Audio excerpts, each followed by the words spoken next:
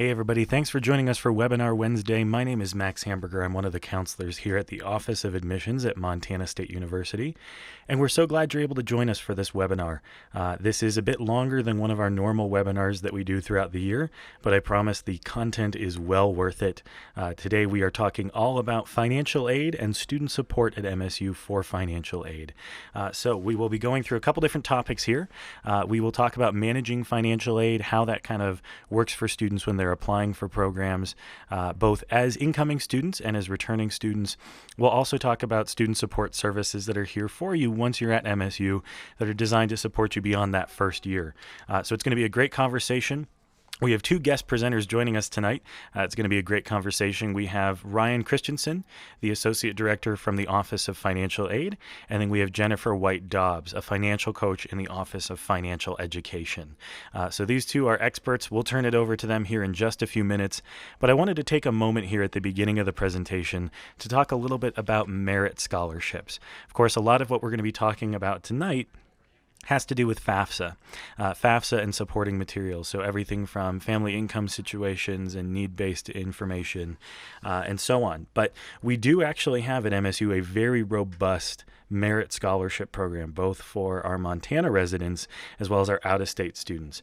Looking at the screen here, you can see a list of all those different programs we have for in-state students, out-of-state students, and then all students. So we'll break it down section by section. Now, starting with our in-state scholarship opportunities, I want to talk about the Premier Scholarship. This is the scholarship that we have that's available for potentially every Montana high school senior. Every Montana senior is eligible to apply for this. This is a scholarship that ranges in value. Some of our awards through this program are one-time. Others are renewable. It ranges from a couple $100s all the way up to several $1,000s. Now, these are tuition waivers, so they apply only to a student's tuition here. What we do when we consider students for these programs is look at several things. We look at their GPA and test scores from high school, but we also look at a separate scholarship application that they submit to us. That application lets them tell us a little bit more about themselves. So we're talking about involvement, leadership, etc.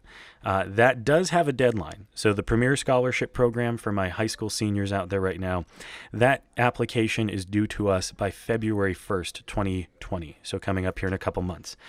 For my juniors or younger, it'll be about the same time. So you still have time, but make sure if you've already applied for admission and haven't applied for Premier to do so.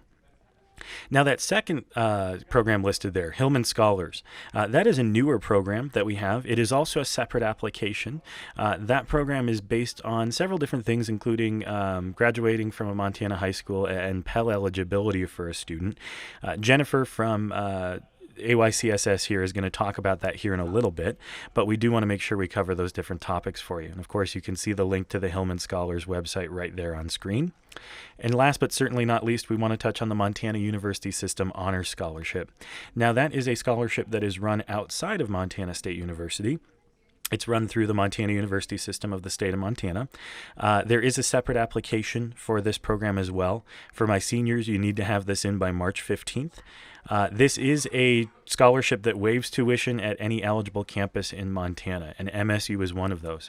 Now, for those of you who receive the MUS and choose to use it at Montana State University, we do offer an additional $1,000 scholarship for your first year at Montana State University. So for those of you from Montana, these are some programs specific to you. We'll be talking about some additional ones here in a moment. But now I want to switch over to our out-of-state scholarship opportunities. We have three primary options as well for our out-of-state students. The first would be what we call Achievement Awards. Now, these are scholarships that when most out-of-state students apply, they are automatically considered for.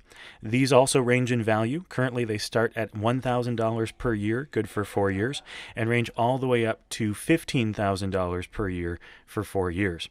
Now, these look at a combination of GPA and test score. So when a student applies for admission, because they submit both of those to us, they're automatically considered.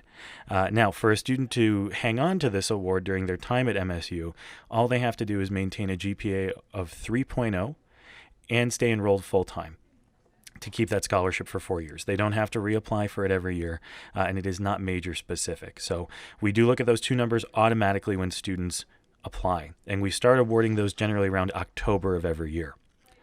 Now, below that, you'll find a program that some of our friends from the western states potentially can qualify for. It's called the MSU Academic Excellence WUI Award. This is a scholarship program, if you're not familiar with it, where WUI, Western Undergraduate Exchange, allows a student coming from a western state, say Washington or California, for example, to potentially qualify for a lower tuition rate. WUI generally bills you at 1.5 times the in-state tuition rate. So right now that turns into about a $16,400 plus scholarship, so it's a very good deal. At MSU right now, this is a scholarship that WUI students or WUI eligible students are automatically considered for, but it's not guaranteed. So we do base it on academics for a student. So right now, any student who is applying to MSU who has a 27 or better ACT or a 1260 or better SAT and a 3.3 GPA will be a WUI student. So they need that GPA and at least one of the test scores. Just like Achievement Awards, there is no restriction on basically what you can study, and as long as you hold that 3.0 and stay enrolled full-time, it is yours for 4 years as well. So we do have to make it a bit more competitive based on how much it is worth, but I promise you, those of you who are at that level, it is well worth the reward. Now, this is not stackable with the Achievement Awards. We get that question a lot. Because these are both tuition waiver programs, if a student qualifies for both, we will automatically award them whichever is the better deal. Now, last but not least at this list, you will find Distinction. Now, the Distinction Scholarship Program is one that's available for students who maybe don't quite meet the eligibility for our Achievement Award program. There is a separate application for this program. It is not time sensitive, so there's not necessarily a deadline, but earlier is always better than later. When students are looking at this, we look a little bit more at who they are outside the classroom. So we want to know about clubs, involvement, leadership, eligibility, all that sort of stuff. So out of state, there is a pretty broad spectrum as far as scholarships that you can take a look at. Now let's talk about programs that are available to all of our students at MSU. The first one on the list here you're going to find is our College and Department Scholarship section. Now, at MSU, we currently have 8 academic colleges and many academic departments within those. These colleges all offer scholarships to their own enrolled students. Now, the thing to be mindful of here, if you're coming in as a freshman and you see you're not eligible for much, don't be too disappointed by that. Many of our programs on campus will reserve their scholarships for students in the sophomore year and above. But occasionally, there are ones that are available for students as incoming freshmen. Now, we've made it a lot easier to apply for these. Ryan and Jen will get in a little bit more to our CAT scholarship program here in a couple minutes, but we've tried to centralize as much of it online as possible. For those of you wondering about the best window to look for these, it's generally by no later than February 1st of each year. So those are available through each department, and generally anything that comes from a department or a college is stackable with an award you might have gotten through our office, so the ones we've talked about previously. Now, second on that list, you're going to see our outside scholarship section.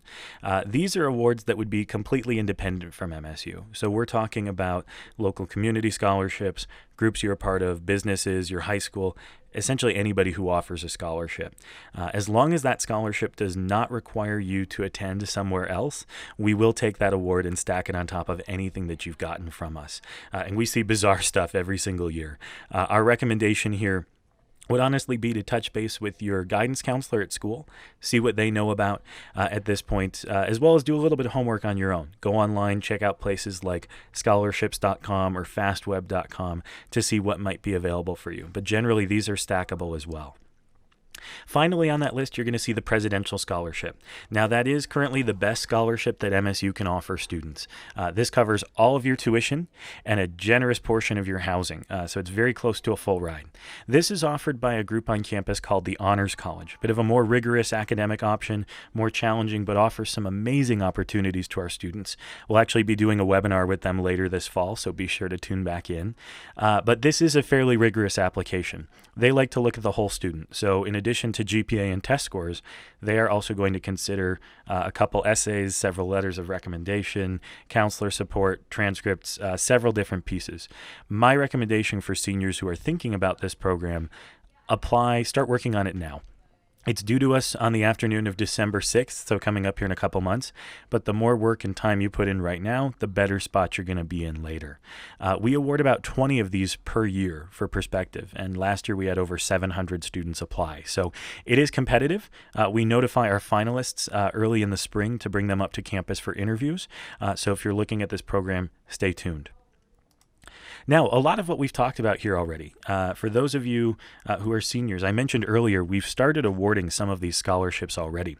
So some of you might have seen a letter from us, but if you want to go and check and see if you're eligible for anything, or if we're missing anything from you, you can actually view your scholarship offer along with your progress in the application process online. So you can go to our website, montana.edu/myinfo, to get to this profile. Now, MyInfo is going to be your student portal here at MSU. So there's a lot of info that will be available to you through it. But right now, this is how you can access your admissions checklist. And you can see the steps listed here on screen. You will be able to see, of course, if you've submitted an application, but also track things like, have you been awarded a scholarship or a package from financial aid? At this point, have you applied for housing? Have you sent us your final information? So it allows you to view a lot of different information in one spot. So for those of you who are seniors, keep an eye on this. For my juniors, next year is going to be a perfect time to look at this. So that's a little bit about scholarships. I know there will be questions on them, so we will cover those toward the end in our Q&A session. But right now, I'm going to turn it back over to Ryan and let him jump in with information on financial aid and FAFSA. So we'll see you on the other side. So the goals tonight are on the FAFSA end to kind of discuss what the FAFSA is, kind of how the federal government looks at aid and what that means, how it kind of works and integrates in with Montana State, how to really actually pay for school and what that looks like in the long run.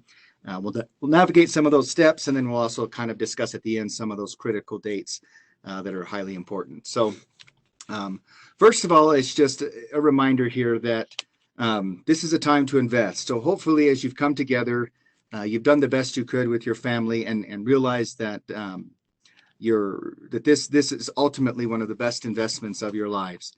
That school is going to pay future dividends over and over again, and hopefully that you've come together at this point, and as much as possible, and with the family, been thinking about this thoroughly and ready for this critical investment in your life. And hopefully we can help navigate tonight how best to do that moving forward. So first of all, we really want to look at costs of education. So what does that ultimately mean? Well, we'll discuss two main topics. One is kind of direct costs, and the second point is indirect costs. Direct cost is the actual price, the tuition or the cost of housing or maybe the books. Those are sort of kind of solid costs. They can be well estimated and pretty straightforward of what a tuition rate is for a school. But those other indirect costs are things that are actually most people are paying for every day of their lives. It's those personal expenses, it's transportation, it's supplies and things like that, meals and food, and just what it takes to live from day to day. And so what the federal government wants every school to do is to come together and kind of construct what they call a cost of attendance. And so inside that cost of attendance is going to have all of those types of costs. First and foremost, it's going to have those tuition and fees figures that those schools have put together. And then after that, it's those estimates for books, supplies, transportation, personal expenses. Please note that a lot of research goes into it. All schools all over the nation kind of participate in the same kind of thing where they do their own studies and surveys and statistical analysis to try to closely estimate the best and closest costs altogether. But as we look at these costs together, please note that you're in control of those indirect costs a lot yourself. And so you don't, even though you're going to have a certain figure that's going to be presented to you, we don't want that to be mixed up. For example, a standard resident tuition cost of attendance for an on-campus individual is somewhere in the rounds of $23,000. Well, that does not mean that the tuition at Montana State University costs $23,000. So we're going to look at the big picture, kind of everything together as we move forward on this. And just to give you an image of what you're looking at, when you get your award letter, ultimately, you're going to be given this cost of attendance kind of represented to you. And so at the top of that slide, you'll see there the tuition and fees, room and board. Now, those are kind of really close estimates of what you can reasonably expect. at Montana State. These are this year's figures. Naturally, they're going to be changing for next year as those finalized figures are done and estimated out. But we wanted to give you an image kind of look like at the moment. So you can see kind of that difference between a Montana resident for tuition and fees versus a non-resident, and room and board, those kind of more direct expenses. And then of course, below that, the indirect expenses, the estimates that we go out the door with books, supplies, and transportation and things like that. So the total estimate comes up to $22,878 for the resident and $41,408 for the non-resident. Just kind of an out the door view of what that cost of attendance is.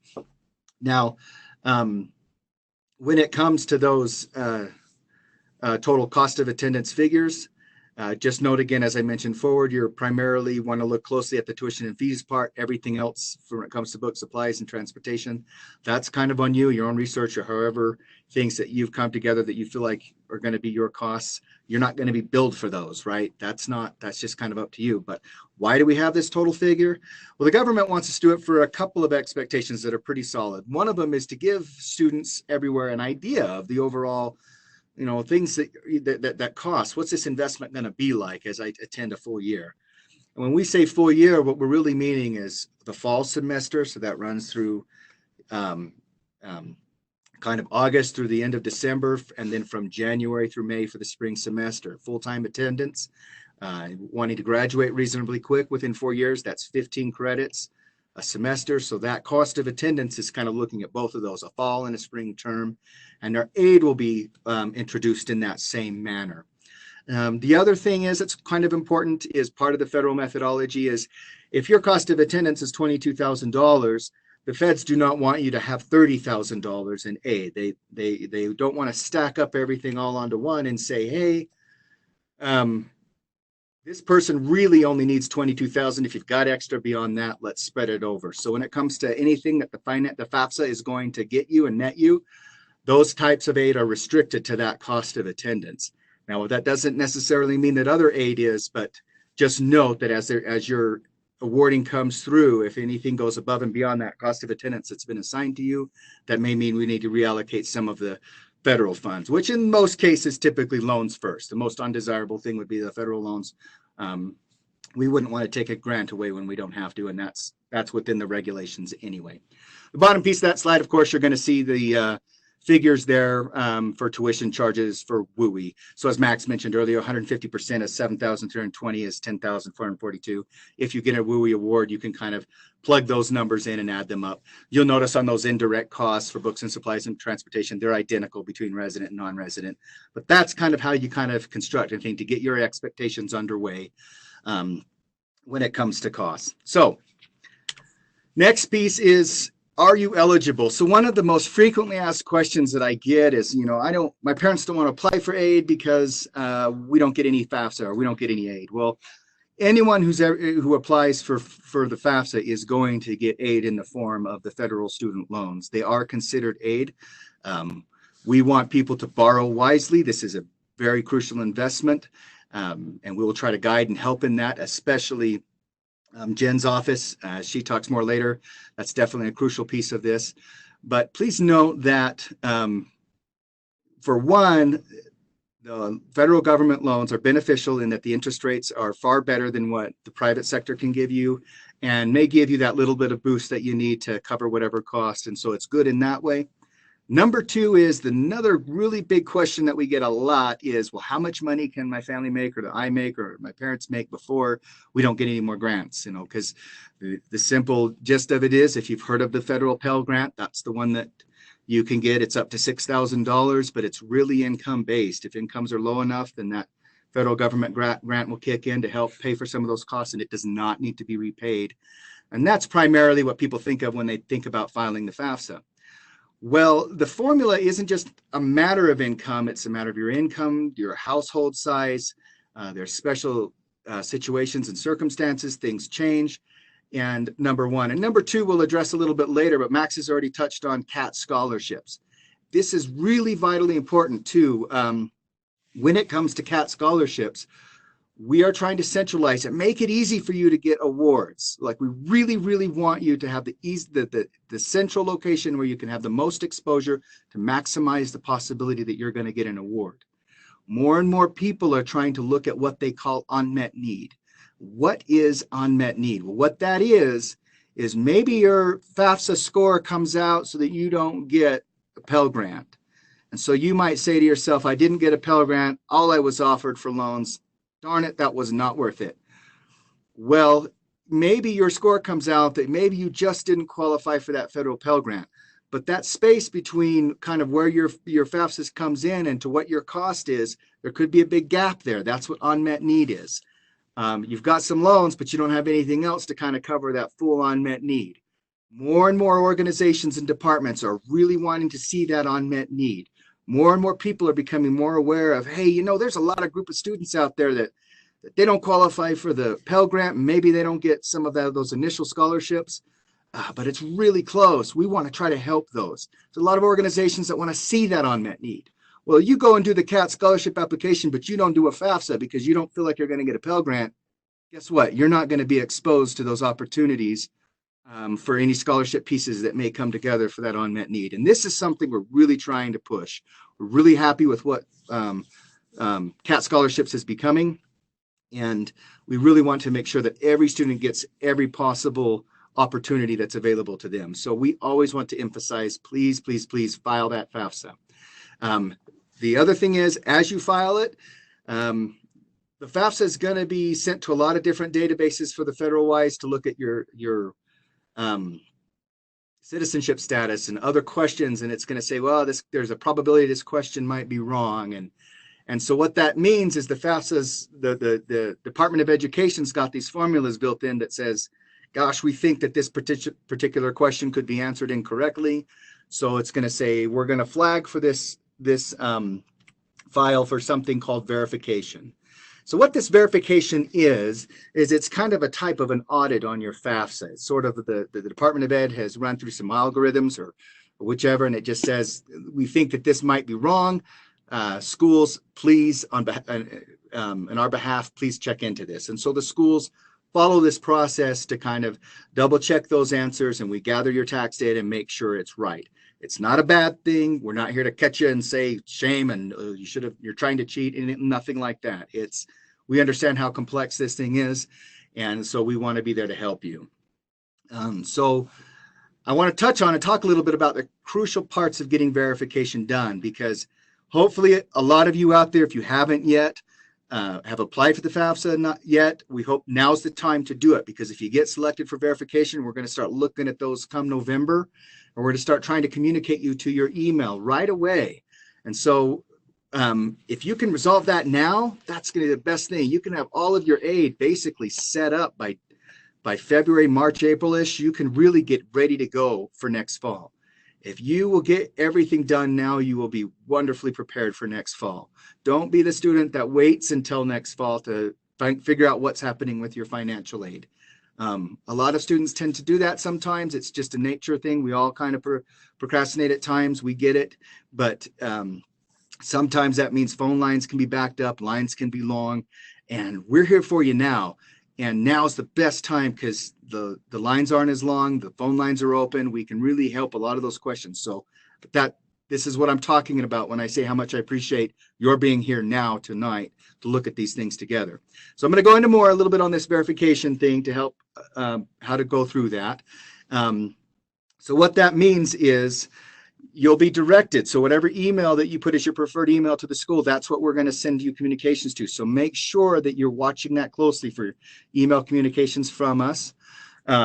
You'll get these notifications saying, hey, we can't quite finish your aid. Here's an estimate of what it looks like right now. There'll be an estimate that'll be ready, but that estimate is only once we finish this verification process. So you'll get notification to go to our website, the financial aid office website from Montana State. You'll see they're circled on the slide. There's a piece there called forms.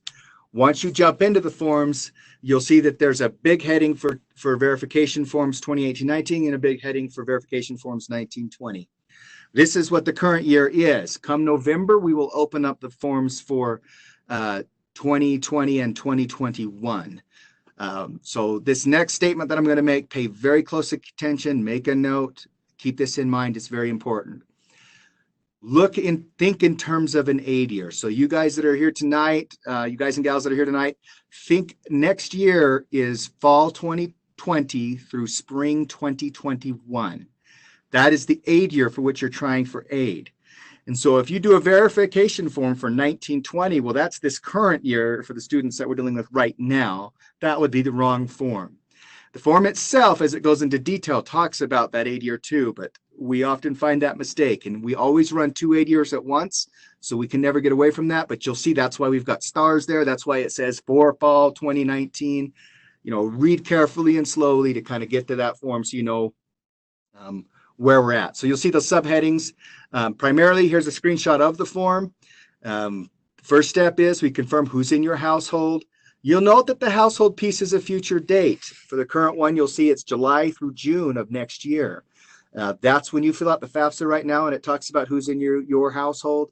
It's really looking at people who will be in your household from July of 2020 through June of 2021. It's a future dated thing. Providing more than 50% of support, every little bullet point there. All of those same bullet points and questions are on the FAFSA. Think in that. A lot of times we think historically or in the moment, but really you're kind of thinking, what's my household going to look like during the school year? So this form is important to get right. Signatures, you'll see again located right there. It says household and income verification form for its location. The next piece, so in addition to the household, we also have to confirm some of that tax data that was put on. So there are a couple of ways of going about that. Primarily, our main focus when it comes to getting IRS document information is what's called the IRS data retrieval tool. We try to talk a lot about this all the time. So if you haven't done your FAFSA yet, please note down. I want to make sure I can do everything in my power to do the data retrieval tool if it's available.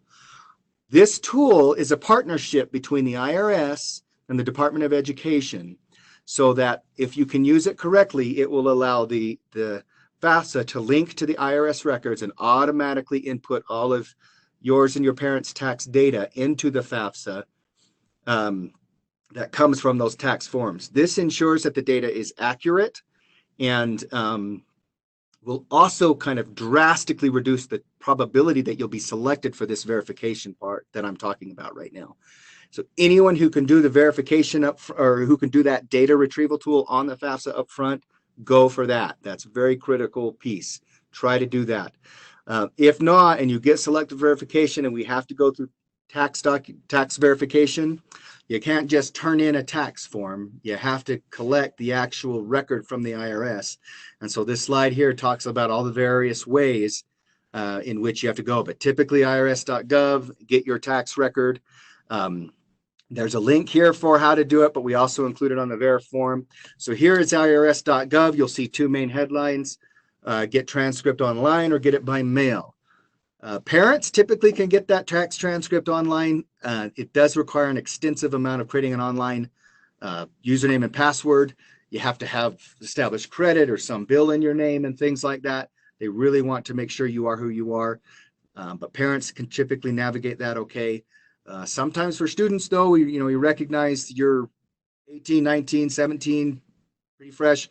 Maybe you haven't established credit. Maybe you don't have things in your name. So you might have to go through getting transcript by mail if you did file taxes. If not, there's a piece where you just specify what your earnings are, turn in a W-2 as applied, and sign a form. It's a little bit more simple. But if you did work during the 2018 aid year, so this is kind of working this last year, then that's what you would need to acquire. So just note that ahead of time, and always call us at any time. We are available to help through this step as we move on. You'll see a little bit more down the headlines here, kind of what you need for getting the transcript online and the pieces for getting it by mail accordingly. So getting it by mail, there's a little bit of wait. They send it to you, and then you have to bring it in. Please note when you're turning in tax information, when it comes to sending that information to us, we cannot receive that information via email because of the insecure nature of email.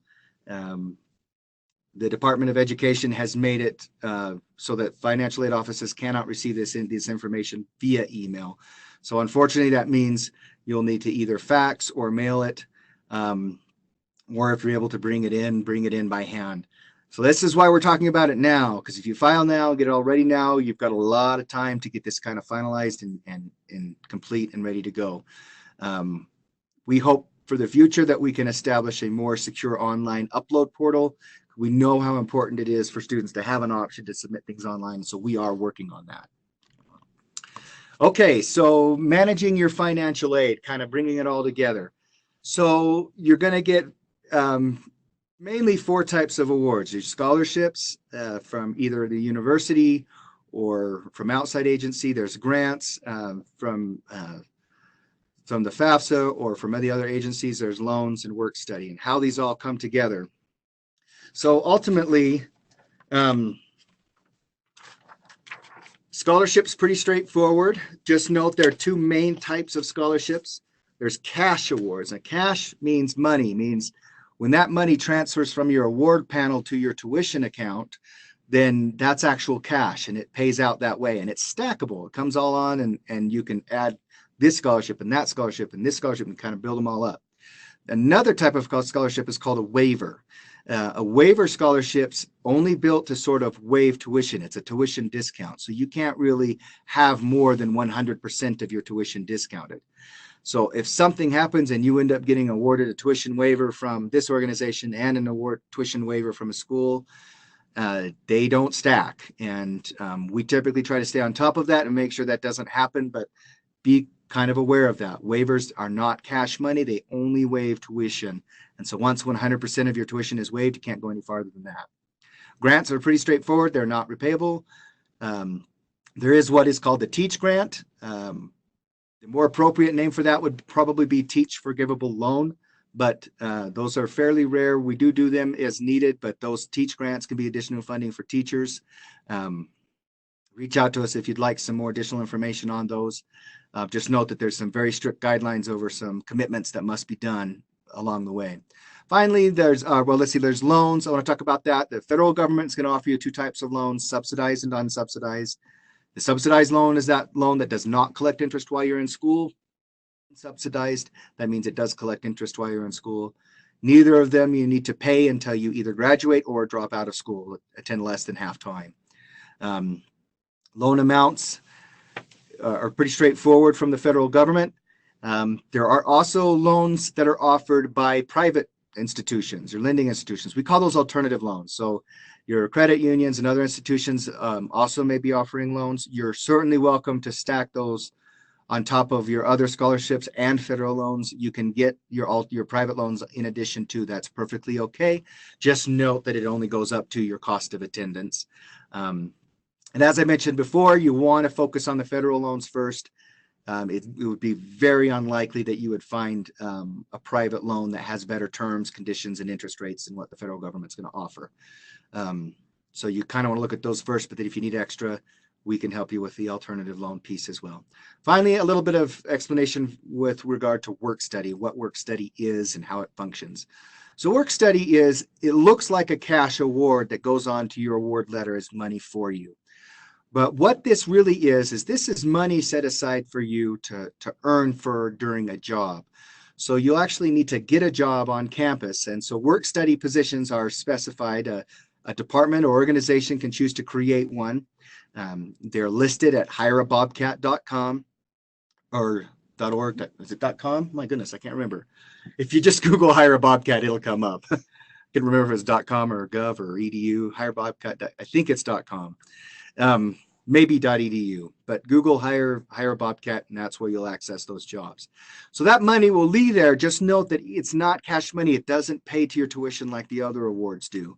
That money you earn as you do that job. And that's a benefit to you because you get additional funding for school, but it's a benefit to the organizations on campus because they don't have to pay the full wage for your job, and so they look for you. So it really increases your probability of getting a decent on-campus job to get you some work exposure. A lot of the jobs work well with your school hours, so you can come in between classes and things like that, get you and allow you to kind of have a convenient place on campus to work and earn some of those living expenses funds as you go along. But just note that that's how you earn that money, even though it will be on your award letter and it looks like it's kind of a dispersable aid. It is not. You earn that money through a paycheck. We can talk more into that later when it comes to work study. Final piece on once you've got everything accepted and reviewed and looked at, you're not all the way done if you do plan to take out loans.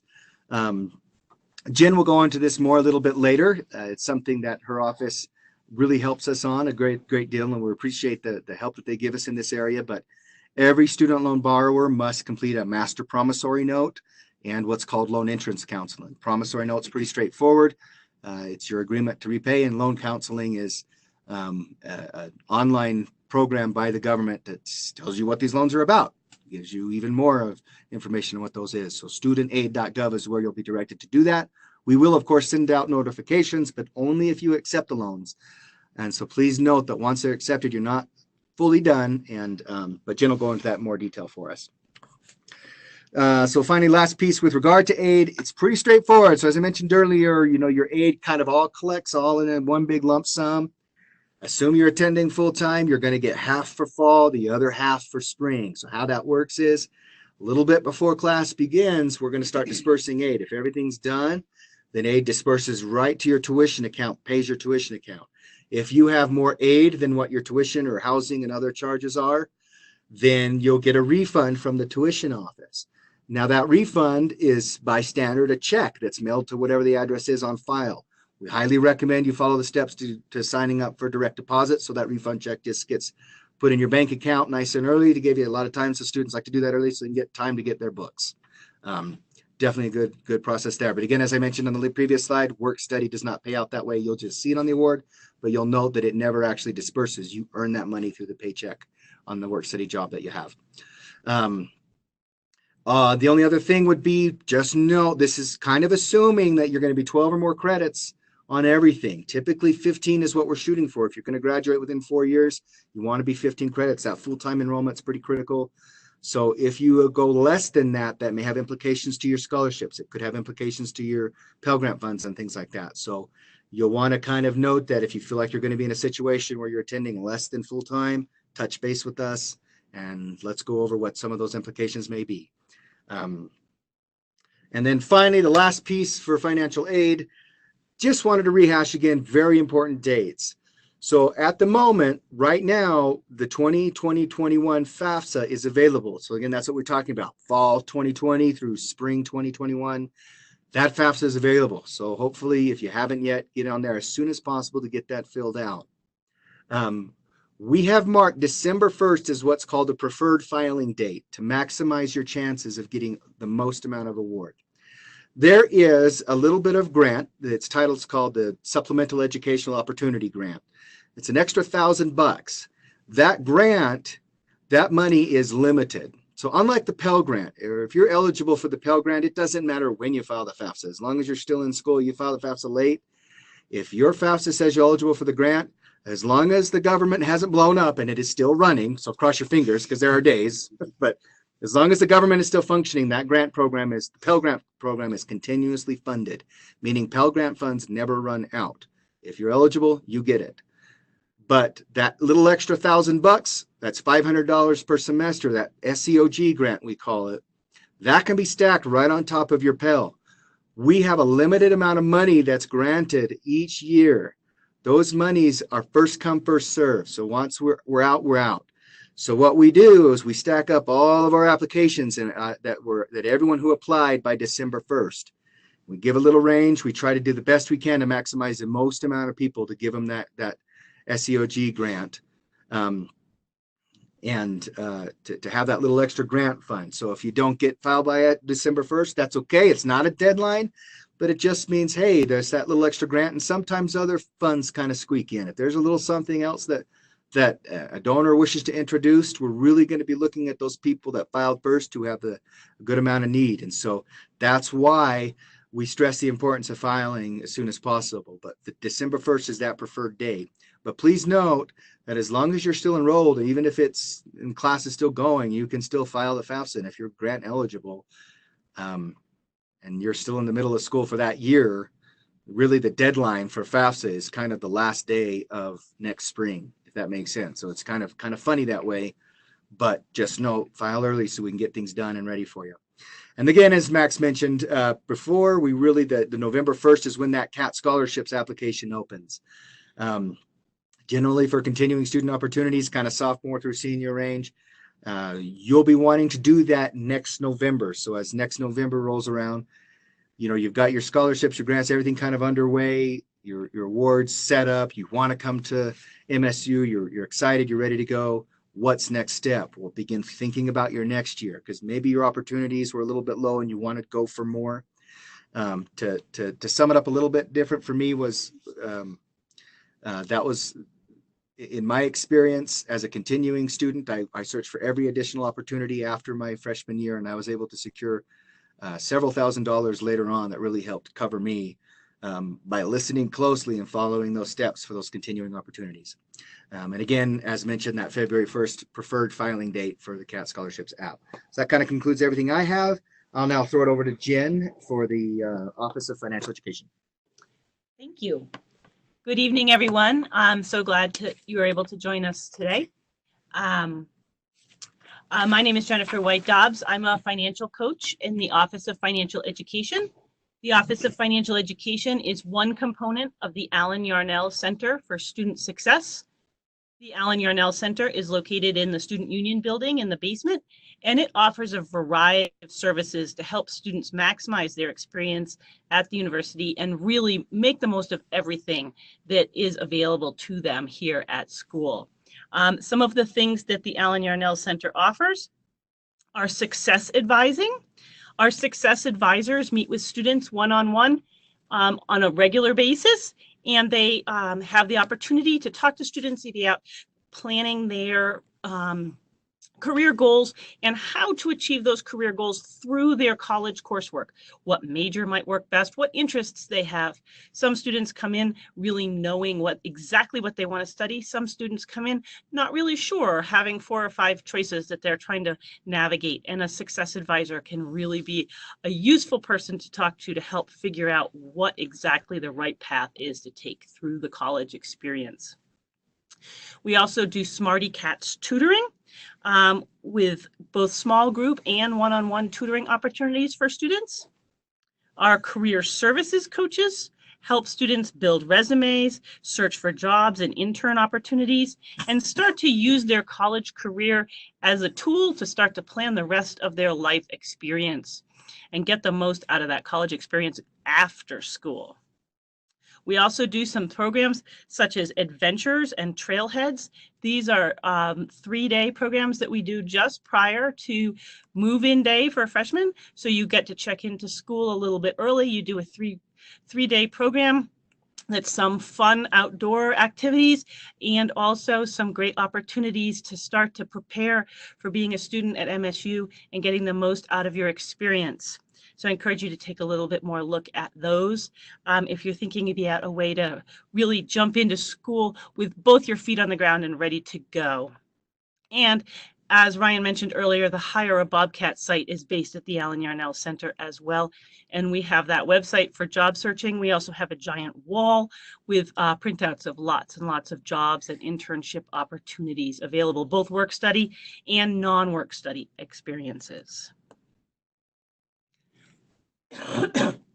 Excuse me. So what exactly is the Office of Financial Education? The Office of Financial Education serves the university community by providing financial education to students and graduates so that they gain financial independence and a means to achieve their life goals.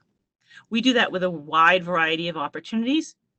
We have 3 financial coaches who do one-on-one financial coaching sessions, meeting with students and families to discuss questions or concerns regarding general finances, loans, budget planning, and all the sorts of questions that might come up over the course of a college experience. We also do classroom presentations over the course of the year.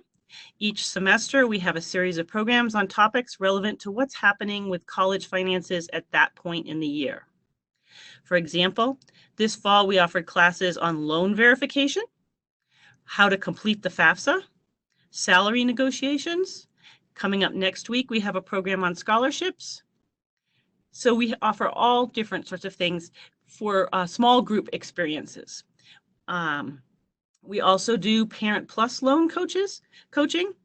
We talk with lots and lots of parents about the Parent Plus loans and comparing them to other opportunities to sort of navigate what might work best for each family experience.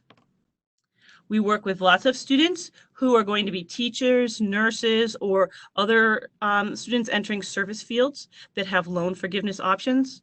We help them to explore that loan forgiveness program option, understand the language, and begin the process of planning for that so that they can have success in the loan forgiveness experience. We also spend a lot of time with students helping them understand their loans, who their loan servicer is, how to set up an account with their loan servicer, how each of the different kinds of loans they might have work, and how to graduate with a manageable amount of debt based on your chosen career and the expected entry-level income for that career field. We discuss salary negotiations. This is especially critical for juniors and seniors who are looking at paid internships and actual full-time employment after graduation. How to read a job offer. How to successfully negotiate in a professional fashion so that you and your future employer can build a really great package for you. The MSU community several years ago developed a Know Your Debt Letter program, which has been hugely successful in helping students and families understand what their student loan package might look like going forward with a goal to graduating with manageable debt. This program has now spread to colleges and universities across the campus. It's really fantastic. We track student debt and we send out notification letters to those students who may be on track to exceeding an advisable debt amount by the time they graduate. We send the students a letter, encourage them to come in for a coaching session, and work with them and their families to develop strategies to minimize debt and get them on track for a more successful financial plan. We also work with students very closely on scholarship research and planning to make the most out of your scholarship projects. And just as a reminder, the CAT scholarships, which is the MSU scholarships, they begin on November 1st, and there is a priority deadline of February 1st. And we also help students navigate national databases for scholarship support to increase the variety of funds and the opportunities for success in the scholarship process. Ryan had mentioned the entrance counseling and signing your loan agreement master promissory note process. So once you are ready to come to MSU and you have received your package and you have clicked yes to the components of the package, financial aid package that you are planning to use, that does not mean that the money is now released to pay your bill. You do have to do the entrance counseling process and you have to sign the master promissory note. As Ryan mentioned, we encourage everybody to do that early, but not everyone has the opportunity to do it early. Some people's financial aid process gets held up for one reason or another, or they apply late. To help you with that, one of the workshops that the Office of Financial Education offers at the very, very beginning of the semester is a session to walk students through the process of entrance counseling and signing the loan agreement. I would also at this point point out that if the student receives student loans, federal student loans, and the parent receives Parent Plus loans, that's 2 sets of entrance counseling and master promissory note. Just doing one does not mean that you get all of it. You have to do one for each application. Just a sort of heads up on that. Now, briefly, at the very beginning, Max had mentioned the Hillman Scholars Program. This is another program that's run through the Allen Yarnell Center, and it is a scholar opportunity for Montana State students, and it's a real academic leadership program.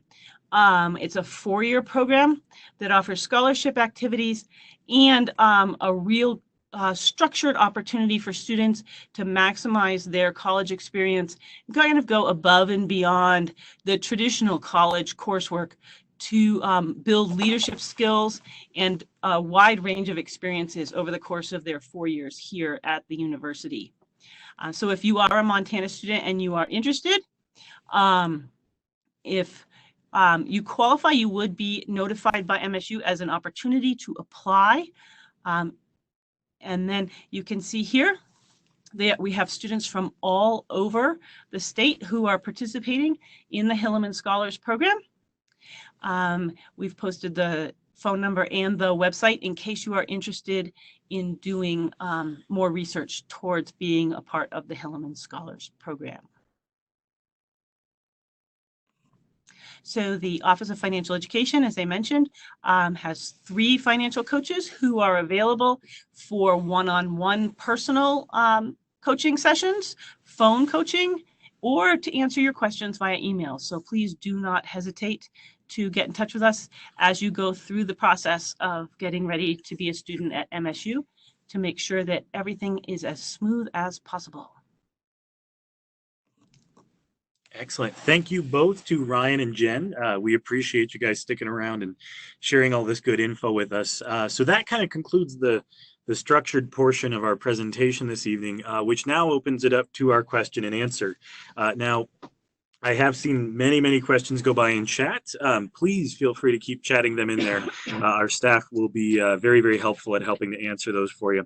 But we want to address some of the most common ones we saw come up in chat this evening. So I'll throw those here to Ryan and Jen in a minute. But I want to address a couple that came up about scholarships, specifically the ones that we talked about at the beginning through the Office of Admissions. Several questions that jump out here. First, regarding test scores. One question we get often for eligibility for things like Premier or Achievement Awards or WUI is, can you superscore your ACT or SAT for scholarship consideration? At MSU right now, we do not superscore either exam because these scholarships are based on more academic factors for a student. So we look at test scores and GPA in pretty much all of these situations. We don't superscore. However, that does tie into another question that we saw quite a bit, which was, what if I retake my SAT or ACT after I apply for admission? Montana State absolutely can reconsider that new academic info you submit to us. So while we do not superscore, we will always look at your highest composite score. So for those of you who maybe are seniors who already have applied for admission and have sent us, your ACT or SAT from the end of junior year, if you are planning on retaking the SAT or ACT over the next few months here, that is something we can absolutely work with you on and get that new information and make sure that we get it updated and reconsider you for any potential scholarship options out there. A few other questions that came up in that same vein regarding the Western Undergraduate Exchange, WUI specifically. One question we saw a few of, does WUI no longer require an application for consideration? That is correct. So for those of you who were maybe considering MSU a little bit before this year, may know that prior to this coming fall, the Western Undergraduate Exchange Scholarship did require a separate application. Students had to apply for admission in addition to applying for WUI. It was also based on test scores and GPA. So this year we've relaxed that a little bit. For those of you who maybe already submitted a WUI scholarship application, that's still awesome. That's not going to be held against you in any capacity. But for those of you going forward, it is still automatic consideration. So there's no need to submit a separate application for WUI at this point. Likewise, one question we saw, can we stack achievement awards and WUI? Is that doable? Well, as Ryan had mentioned, talking about the different types of scholarships, cash awards versus tuition waivers, WUI and achievement awards both qualify as what we call tuition waivers. So we automatically reduce your tuition portion of your bill by the amount that you're awarded. So while achievement awards and WUI are not stackable, if a student qualifies for both, we will automatically always award them, which is the better deal. Because WUI is worth more than pretty much all the achievement awards at this point, the student would receive that instead. But the achievement awards can be very nice at filling in that gap for a student who maybe doesn't quite qualify for WUI. We still want to make sure there are awards available for students in that situation. Now, beyond WUI and the achievement awards, things like those outside scholarships we mentioned, or CAT scholarship awards, those generally are stackable with our achievement awards and with WUI, because they're different types of awards. So while achievement awards, WUI, and then presidential, which is a full tuition waiver, are not stackable, those additional ones can be. So those were a few just on scholarships I wanted to address right out of the gate. A few talking a little bit more about financial aid and some of our other topics this evening. One question we saw a lot of: when will we be notified of a financial package? So if a student completes FAFSA, when could they potentially expect to hear on an award going forward? So that date kind of can be a little bit flexible. So as I mentioned before, when we start really kind of going out in November with kind of if we've got to do verification or there's some other question that came up on the FAFSA that needs resolution before we can finalize awards, we want to give students a little bit of time to get all that resolved so that they can maintain their place in line and get their actual awards that they're given.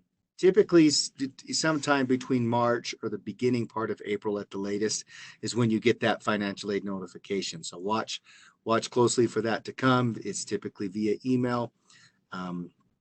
And we'll include everything and instructions on to go to my info to view and accept those awards. Awesome. Thank you, Ryan.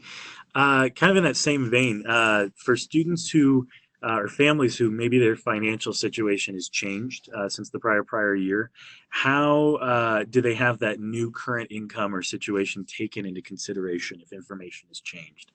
So this is a really great question.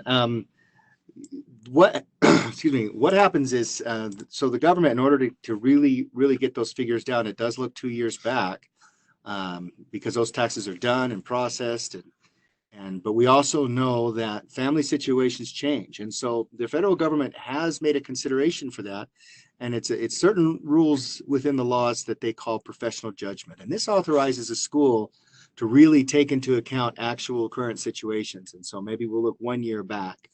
We typically try to look at the next tax year to get a more closer amount. Or sometimes things happen like divorce or splitting up and things like that. So the short answer to the question is we need to sit down and have a conversation with you. So you typically need to call us or come in if you can. We have specialized employees that handle these daily. Everybody's situation is unique and personal. So the true answer is come see us. Yes, we can. There's some possibilities and some things that we can potentially work with. But we need to come down, sit down with you, and have a one-on-one conversation what your particular situation is, because we really want to assess your true financial situation to give you the awards of what you may be eligible for. So the short answer is yes, there are some considerations that can be given. So reach out to us. Excellent. Bit of a more specific question for students who have veteran benefits, either themselves or from a parent or, for example, a guardian. What do they do if they're using the GI Bill, for example? Really great question. So you really want to stay very close communication with our Veterans Office. They kind of help handle all of those things. The gist of it is this is kind of a consideration that I really appreciate that the federal government has done, that our lawmakers have ultimately done. And that is that any military benefits are not really considered when it comes to that cost of attendance that we talked about.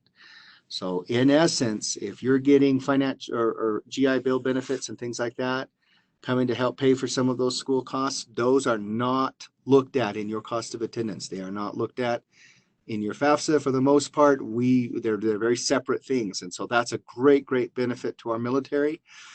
Something that the lawmakers wrote into the law. The key piece is just keep close communication with the Veterans Office and the tuition office as they kind of put all those things together. For the most part, it's kind of a separate thing. And in a way, the short answer is for the most part stackable. There might be a little rule or nuance here and there that I can't think of off the top of my head, but for the most part, typically the question is, can I still get Pell Grant if I get a whole bunch of GI benefits? The answer is yes. Do the FAFSA, please. And if you have a Pell Grant and you're eligible for it, those GI Bill benefits are not part of that cost of attendance. So you can certainly do that. Excellent.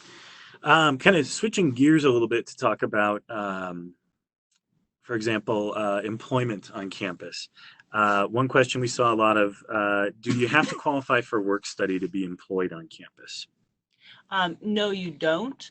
There are lots of opportunities for work study students on campus. There's work study jobs in all different kinds of departments, and organizations, service centers, the cafeterias, all kinds of spaces where work study is applicable, but there are also job opportunities on campus that do not require work study. Excellent. I'll add another piece to that too. One thing I did kind of forget to mention when I talked about those funds that run out. Work study is actually a fund that is limited and does run out. So if you didn't get awarded work study up front the first time because maybe you didn't quite make it in that priority date or you applied a little later, feel free to touch base with us because we often have a wait list and we actually things always change from year to year, but the last couple of years we've been able to award a lot of people that have been on the wait list for work study. So kind of come see us, see if you're in an eligibility area and get on that wait list if work study is important to you, because we can certainly look at that, and as the funds become available, we're happy to get you some. I would also add to that the Allen Yarnell Center sponsors a student job fair every semester, fall semester, so that just a few weeks after you get into the semester, you have a chance to get settled in and figure out your schedule. You can attend the job fair, and we have both on-campus opportunities and local off-campus opportunities for employment, work study employment, and non-work study employment. So it's a great opportunity to find a part-time job and also potentially start looking at ways to connect with employers in the area who might be connected to your field of study. Outstanding. Thank you both. This next question is kind of two-part, I guess, or there's two components to it. Talking a little bit about CAT scholarships. One question we saw a lot is FAFSA required for CAT scholarship eligibility? And building off of that, does a student need to have what we called unmet need to qualify for a scholarship through CAT scholarships? Okay, so the answer to the first question is, do you have to have unmet need to qualify for CAT scholarship? No, the CAT scholarships they can be merit-based. They want to know your story. This is where you kind of really get in and tell your situation, your story. But it's important that you tell your situation, your background, and your passions. Sometimes there's people that have funds and they want to know where to donate those funds, so it's all built into the CAT scholarship. So the short answer is no, you do not need to, but it certainly increases likelihoods that you can get more exposure to more opportunities. And is the FAFSA required? Again, same answer. No, it's not required. But again, what we're seeing in practice is more and more institutions and donors and departments really do want to look at that need and see if there's some filling there that needs to be done there. You know, we're in this kind of this area between trying to help some needs-based students versus we also want to look at those that are performing well or someone doing both, you know. So it certainly increases your possibility for more exposure and more potential opportunities that may be there. But is it required? No, it is not. Excellent. A couple final questions in here. We saw one earlier about are there music scholarships available to those in ensembles? Yes, absolutely. At this point at MSU, we of course have a full school of music in our College of Arts and Architecture with major and minor options. But they have at this point, I believe, 18 different performing ensembles that are open to students across campus. And students do not necessarily have to be studying music to play in those ensembles. They are unique in a lot of ways on campus in being able to offer those opportunities to students. Are they in, Brian, do you know off the top of your head, CAT scholarships at this point, or is that a separate process? Sorry, off the top of my head, I do not know. The goal is to have all of campus partners involved in CAT scholarships. I would say the likelihood is pretty high, especially by next year. Most of them are on there now, but to know for sure in the music department, off the top of my head, I do not know. You can certainly reach out to the department themselves, and if they instruct you, yes, go to CAT scholarships, then that's the short answer. Or just shoot us an email. We'll be happy to investigate it too. I can have it. I can get it looked up. Excellent. And we will be dropping in the comment section a link to the Arts and Architecture webpage for those of you who might be interested in it. We'll take care of that. Got time for one more question, which is how can I gain residency? This is a question that is one we get a fair bit. It is a bit beyond the scope of tonight's presentation, primarily because the residency process at Montana State and in Montana in general is a bit more in depth. So it's not necessarily as simple as a student just spending a year in Montana. There are stipulations around employment, income tax filing, credit limits, and so on. So again, it's a bit beyond the scope of this evening, but for those of you who are interested in pursuing or learning more about that opportunity, we'd recommend you reach out to our office directly. We can get that going for you. So the Office of Admissions at Montana State. And with that being said, we're ready to wrap up here. So just some closing notes for you. Webinar Wednesday is brought to you by the Montana State University Office of Admissions. For more information about MSU, including academics, student life, and visit opportunities, you can always email us at admissions@montana.edu. Call us at 406-994-2452 or visit us online at montana.edu/admissions. Of course, any questions that you have from this evening that may pop up or have gone unanswered, we are more than happy to help you out with those as well. We'd also like to extend a special thank you to our guest presenters, Ryan and Jen, for joining us this evening, as well as our entire support team in the office for helping to answer your questions. I've been watching them go by on chat all evening, so thank you to you guys. You are rock stars. We would also like to thank Montana State University's University Information Technology Office for their continued support in making these events possible. Of course, a copy of this webinar will be available online for viewing shortly. We plan to have that up and posted by Friday morning. For any other questions, please don't hesitate to reach out to our office, and please stay in touch. We will be doing several more of these throughout the school year. We'd love to have you back to join us.